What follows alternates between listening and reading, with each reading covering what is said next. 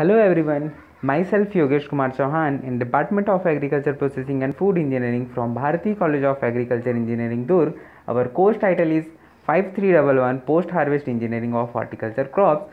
So similarly, जैसे कि पिछले वीडियो में मैंने बताया था कि ये both second year and third year का सब्जेक्ट है, सो दोनों के लिए ये एप्लीकेबल है, ठीक है। सो आज का टॉपिक है material handling equipments part two इसलिए जो भी हमारे रिमेनिंग्स जो बचे हुए जैसे कि उसमें मैंने दो ही बताया था, एक बेल्ट कन्वेयर, दूसरा था हमारा बकेट एलिवेटर। तो उसके बाद जो भी रिमेनिंग बचे हुए हैं उसका डिटेलिंग आज हम पढ़ेंगे। सो चलिए क्लास स्टार्ट करते हैं। सो पहला है हमारा, उसके अकॉर्डिंगली थर्ड, इस स्लाइड्स के अकॉर्डिंगली ये फर्स्ट है, ठीक है। सो हम थर्ड पे ही फोकस करते हैं। थर्ड था हमारा द स्क्रू कन्वेयर कंसिस्ट, जो हमारा स्क्रू कन्वेयर, ठीक है, ये भी हमारा ट्रांसपोर्टिंग सिस्टम का है, मतलब इसके थ्रू हम लोग ट्रांसपोर्ट करते हैं एक प्लेस से दूसरे प्लेस। जैसे कि जो भी हमने देखा बकेट एलिवेटर और बेल्ट कन्वेयर, तो उसमें क्या होता था, हम लोग बल्क के फॉर्म में पाउडर्स वगैरह उतना ज़्यादा पाउडर्स वगैरह का नहीं करते थे मोस्टली, लेकिन इसमें क्या होता, उसमें हम लोग ग्रैनुलर मटेरियल्स या ग्रेन्स वगैरह उनसे रिलेटेड या बल्क फॉर्म में है तब, ठीक है। इसमें हम लोग क्या करते हैं, स्क्रू कन्वेयर में हम लोग पाउडरी फॉर्म जो भी है ना, उनको ज़्यादा यूज़ किया जाता है इसमें ट्रांसपोर्ट करने के लिए, ठीक है, एक प्लेस से दूसरे प्लेस पे। सो आगे देखते हैं, जैसे कि इसमें लिखा हुआ है कि यू शेप का होता है, ठीक है, मतलब जैसे कि यू शेप मीन्स ऐसे, ठीक है, यहाँ पे राउंड शेप का है, अब कन्वेयर होगा तो, ठीक है, ये स्क्रू है, ये रोटेट होगा, जैसे कि यहाँ पे दिख रहा है, ये हमारा स्क्रू है, ठीक है, ये उसका शेप है, तो इसको बॉक्स शेप में वो डाल के रखें, फिट करके रखें, ठीक है। यहाँ से प्रोडक्ट इसमें एक साइड से फीड किया जाएगा या टॉप पोर्शन से, और ये कन्वे करके जिस डायरेक्शन में वो रोटेट होगा उधर लिफ्ट करते जाएगा, ठीक है। जैसे कि अगर जैसे ये हमारा इसमें क्लियरली दिख रहा है, ठीक है, ये स्क्रू, ठीक है,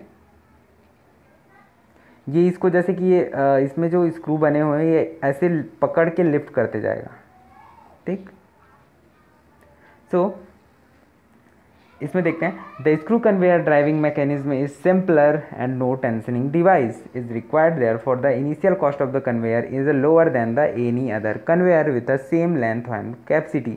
मतलब क्लियर है ये, ठीक है, कि ये सिंपल है इसका मैकेनिज्म, इसमें टेंशन नहीं होता। टेंशन मतलब स्ट्रेचिंग वाला प्रॉब्लम टेंशन, ठीक है, बेल्ट टेंशन जो होता है वो सब नहीं होता इसमें। और फिर इस वजह से क्या है, इसका जो कॉस्ट है, इनिशियल कॉस्ट, वो ज़्यादा है as compare to bucket and belt, ठीक है। अगर हम सेम लेंथ का भी लेंगे तो भी इसका प्राइस जो है उसके कंपेरिजन में सस्ता है ये, ठीक है। The main part of the screw conveyor are screw blades, screw shaft, throw, inlet and outlet gates, bearing and drive mechanism, ठीक है। तो ये इसके मतलब कंपोनेंट्स या मेन पार्ट्स बोल सकते हो, ठीक है।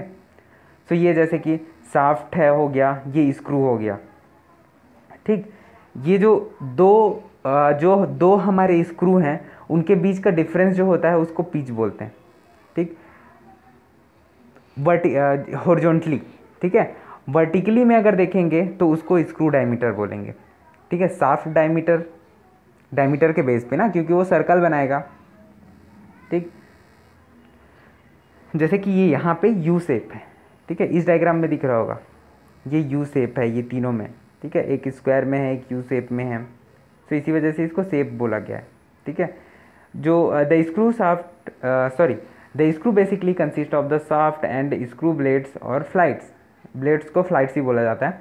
The flights is the continuous one piece helix shaped from a flat strip of steel welded on to the shaft. The shaft is usually a jointless tube with thick side and high tensile strength and reduce the weight, ठीक है। Short में देखेंगे तो ये क्या करता है, easily transport करता है, इसमें क्या करता है, बाकियों के कंपैरिजन में ये ज़्यादा इफेक्टिव है, ठीक है, क्योंकि इसमें क्या होता है, जो प्रोडक्ट का लॉस जो होगा ना वो नहीं होता, क्योंकि ये क्लोज चैम्बर में होता है, ठीक।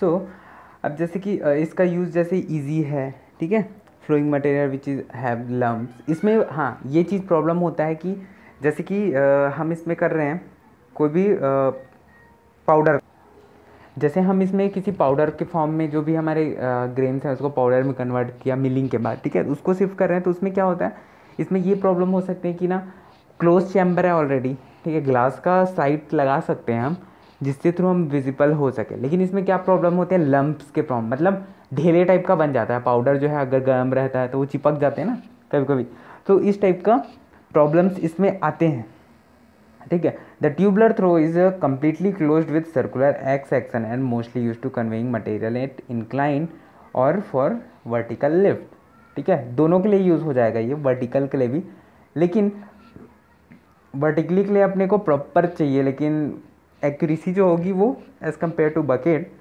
बहुत कम होगी, सॉरी, ठीक है। For operational reason some gap is provided between the edge of the screw blades and the throw walls, ठीक है, जैसे कि इसने बताया ना गेपिंग होता है, तो अगर हम उसको वर्टिकली करेंगे तो गेप्स में हमारे जो प्रोडक्ट है ना वो आ जाएंगे, तो इसलिए वो वर्टिकली नहीं कर पाएगा अच्छे से, ठीक है।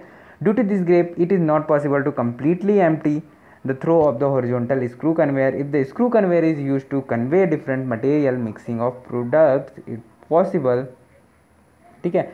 Also when the kernels are passes pressed between the screw edge and the through walls, they can be damaged, ठीक है, मतलब जो स्क्रू है तो उसमें कटिंग टाइप का एक्शन होगा ही जब वो रोटेट होगा, तो इसकी वजह से क्या होता है, जो प्रोडक्ट हमारे हैं ना वो डैमेज भी हो जाते हैं अगर प्रोडक्ट का कर रहे हैं हम लोग तो, ठीक है।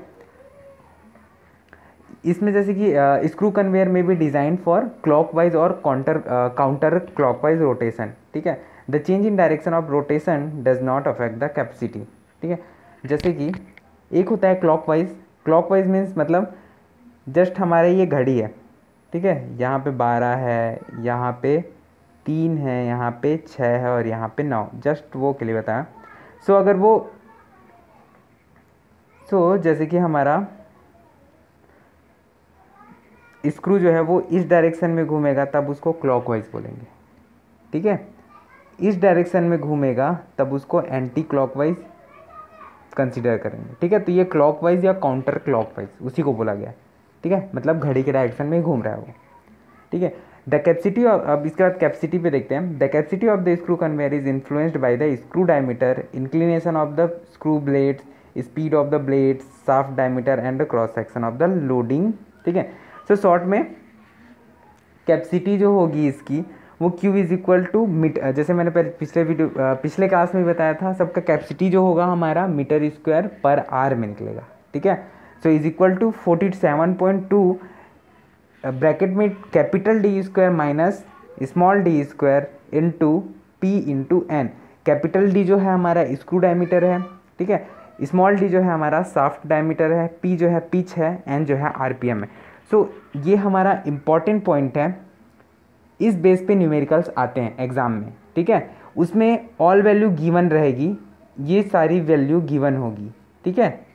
अगर उसमें डायग्राम देता है तो वो डायग्राम के बेस पे भी इंडिकेट कर देगा कि डी कौन सा है और स्मॉल डी कौन सा है, ठीक है। सो उस बेस पे हम कैपेसिटी निकाल सकते हैं, ये एग्ज़ाम में आते भी हैं और कॉम्पिटेटिव एग्ज़ाम में भी आते हैं ये, ठीक है। सो अब इसका हम पावर देख लेते हैं कि कितना हॉर्स पावर रिक्वायर्ड होता है इसको, ठीक है।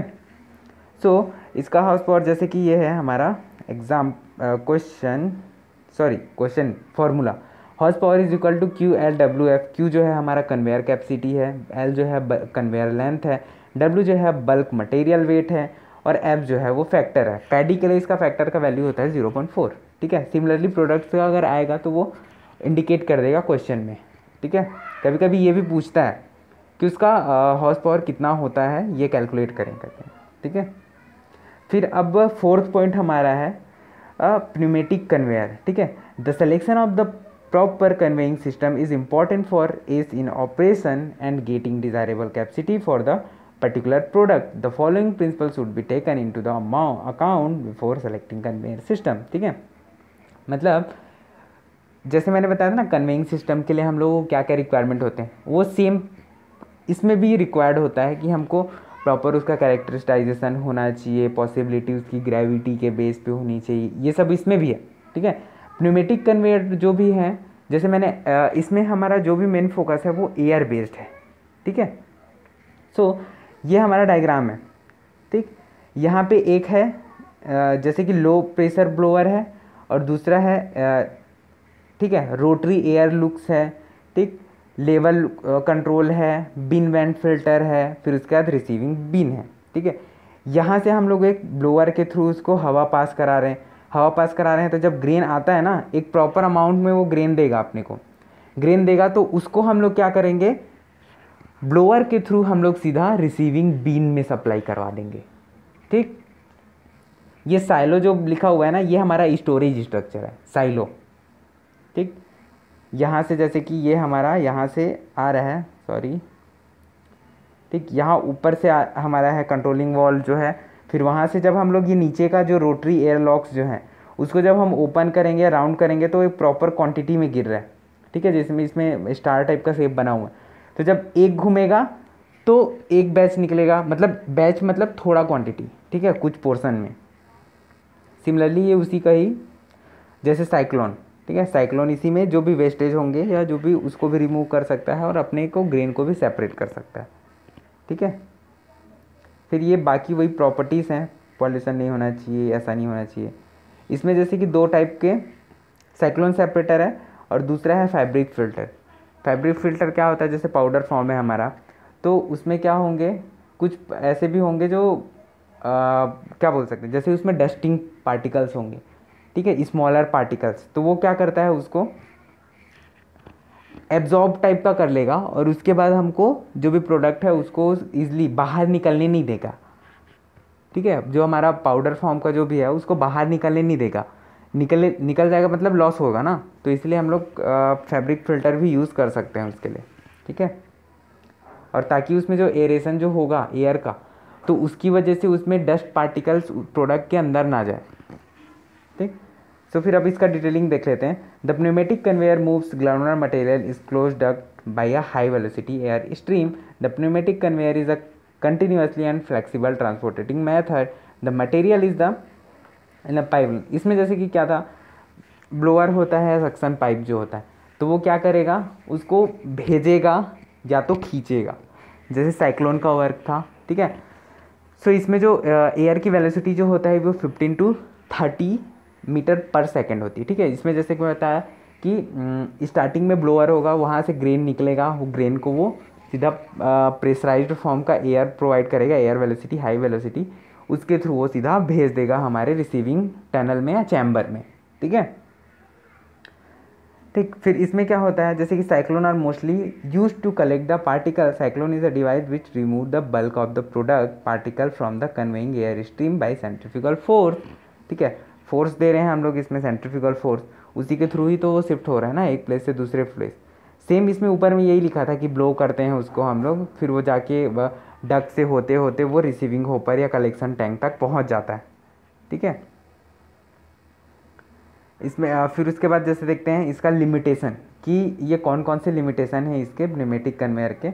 सो पहला है इसका erosion of solid surface and equipments surface by solid particle with conveying air stream. ठीक है, तो जो erosion of solid surface and equipment surface by solid particle. ठीक है, सो इसमें क्या है, जैसे कि इरोजन का प्रॉब्लम हो सकता है क्योंकि डक्ट के थ्रू जा रहा है ना, तो डक्ट की वजह से डैमेज हो सकते हैं हमारे पार्टिकल्स। ठीक है, सरफेस रफनेस की वजह से, ठीक है, डैमेज होगा। सो ये सब इसमें बताया गया है। सेकेंड हमारे देखते हैं, in case of bend of misled section the erosion problem becomes severe. ठीक है, in industry installation the erosion of the duct system poses major problem in the operation of pneumatic conveying system. ठीक है, इसमें क्या होता है, जैसे कि जैसे कि मेन जैसे कि हमने फर्स्ट में बताया था इरोजन का प्रॉब्लम, तो सेम प्रॉब्लम होगा अगर कोई भी इंस्टॉलेशन होगा इंडस्ट्री लेवल पे, तो उसमें भी ये प्रॉब्लम क्रिएट होगा कि वो इरोजन क्रिएट करेगा। मतलब इरोजन मतलब लॉस।